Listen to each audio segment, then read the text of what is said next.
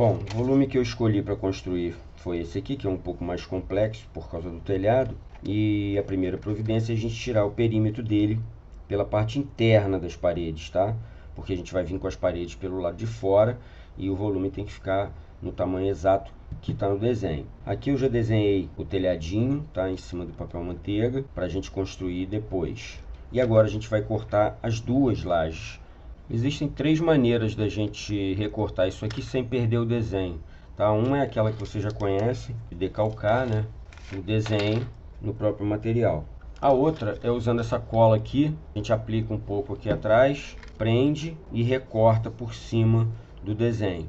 E a outra maneira é você ter uma impressora em casa e poder imprimir isso aqui várias vezes. E aí você usar o próprio desenho para recortar a peça. Para cortar essas duas peças juntas, eu gosto sempre de colocar uma fitinha dupla face aqui para prender as peças temporariamente, que aí facilita ela não deslizar. E agora eu vou usar essa colinha e vou cortar esse desenho, mas só o perímetro. Tem que esperar secar bem, senão ela cola e não descola mais. Bom, então eu apliquei e agora eu vou cortar. Como eu disse, a gente pode cortar as duas lajes juntas ou pode usar a que a gente cortou para cortar a próxima. Nota que a parte curva eu ainda não cortei. Eu vou cortar depois, tangenciando. Você vê que o papel manteiga ele não descola, não enruga, não rasga, porque ele está bem preso na superfície do cartão. Agora essa parte aqui a gente pode cortar através de retas. Depois aquela famosa lixadinha. Ah, mas não pode lixar papel. Pode sim, se for só para acertar, pode. E essa bordinha a gente tira depois. Então tá aqui o desenho. Ele pode ser colado de novo, de novo, de novo. E agora a gente tem duas lajes idênticas.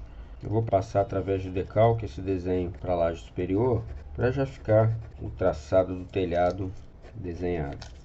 Traçadinho aqui eu vou fazer também para a gente saber que esse telhado vem até o final. Aqui a gente já sabe. Dá uma reforçada aqui agora. Isso tudo vai ficar coberto, tá? Não tem problema, estou fazendo de caneta, mas não tem problema nenhum. Esse telhado também vai se prolongar aqui.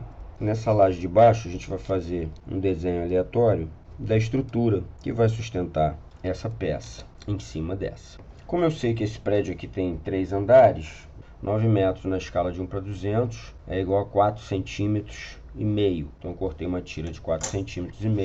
Eu vou marcar aqui todas as paredes que vão compor esse apoio. Bom, a gente não precisa ter muita precisão nesse desenho desse apoio, mas essas linhas aqui elas têm que ser exatamente perpendiculares às linhas das bordas, porque na hora de dobrar ela tem que ficar exatamente perpendicular ao plano, senão a laje de cima fica tombada. E agora a gente vai cortar.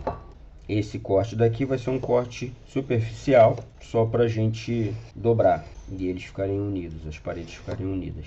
Eu vou dobrar e vou checar aqui como é que isso tá.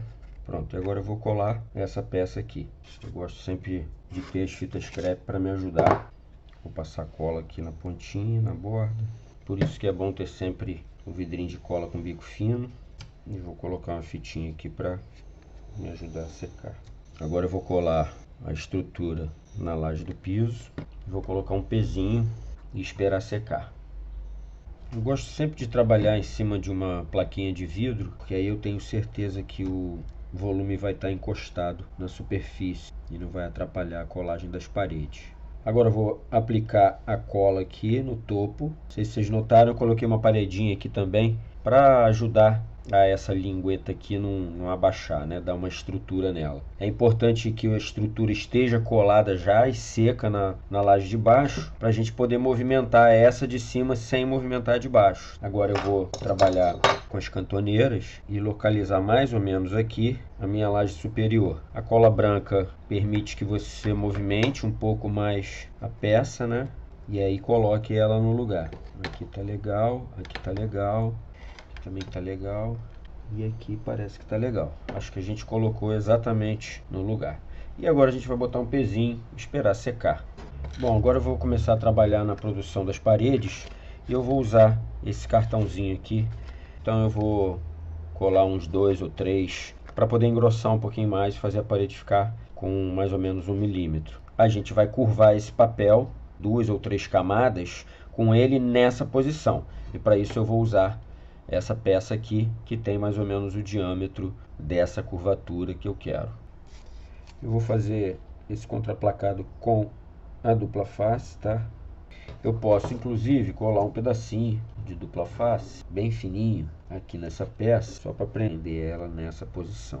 O que a gente vai fazer agora é colar essa aqui em cima dessa, nessa posição. Então eu vou tirar aqui a dupla face e agora eu vou prender essa aqui na posição.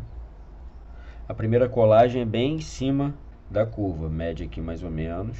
Se ela colar na ponta, ela não vai conseguir se movimentar depois. Então eu vou fazer isso agora. Ó, vou colar com ela nessa posição. Esse é o princípio do compensado, quando você quer colar ele curvo. Já colou nessa posição e fica mais difícil dele voltar para a posição original, porque uma placa contraventa a outra. Contraplacando aqui mais algumas paredes.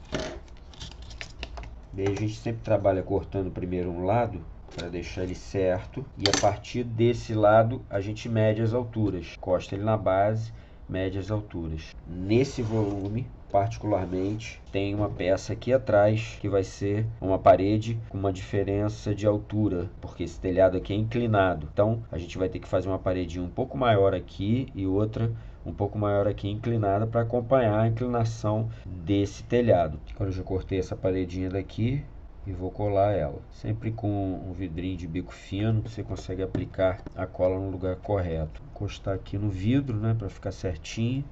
Minha cantoneirinha, eu checo aqui se ela tá batendo na parede, tá legal, tá no limite, então vai ficar com acabamento bom. A outra parede vai entrar aqui agora. Agora eu vou encostando as paredes e vou marcando até onde ela vai, e aí eu corto ela exatamente no tamanho. Antes de colar, a gente sempre dá uma checada para ver se está tudo legal. Só aqui embaixo precisa tirar um cabelinho de sapo, porque sapo não tem cabelo, vocês sabem, né? Então é muito pouco. Meu avô que falava isso. Acho que agora vocês entenderam por que a gente constrói as lajes um pouquinho mais grossas do que as paredes, né? Para a gente ter a área de colagem aqui. Isso é importante. Vou passar aqui um pouquinho de cola também, para ela colar na outra parede também. Agora é checar com a cantoneira se ela tá batendo legal ali. Importante que a parede não fique amassada, sabe? Para dentro assim, ó.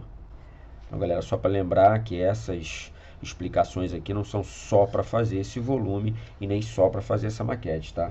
Isso aí serve para vocês também na hora de fazer a própria maquete 1:200, a maquete 1:100 do projeto, a maquete de detalhe. Todos esses processos são importantes, né? Agora a gente vai colar a parede curva. É importante passar cola em todas as partes de contato, tá? Certificar que o volume tá na base, a gente precisa apertar ele. Por isso que ele tem que ter estrutura. Tomar cuidado para não apertar essa parede aqui, porque senão ela afunda. A gente segura um pouquinho e a gente também pede ajuda para fita crepe, tá? Ah, mas se rasgar ali em cima a gente não vai ver, a gente vai botar um telhado ali. E ali na parede aqui dela a gente tira com cuidado. Checar aqui embaixo se tá batendo legal, e a gente pode fazer a mesma coisa aqui embaixo. Já tá querendo soltar, a gente vem aqui e prende. Agora, depois de seco, a gente corta as sobras. Um estilete bem de leve, com a lâmina bem afiada. Passa várias vezes, usando a própria parede como guia da lâmina, tá? Por isso que tem que ser bem de leve nas primeiras passadas. E aí o acabamento fica perfeito, tá?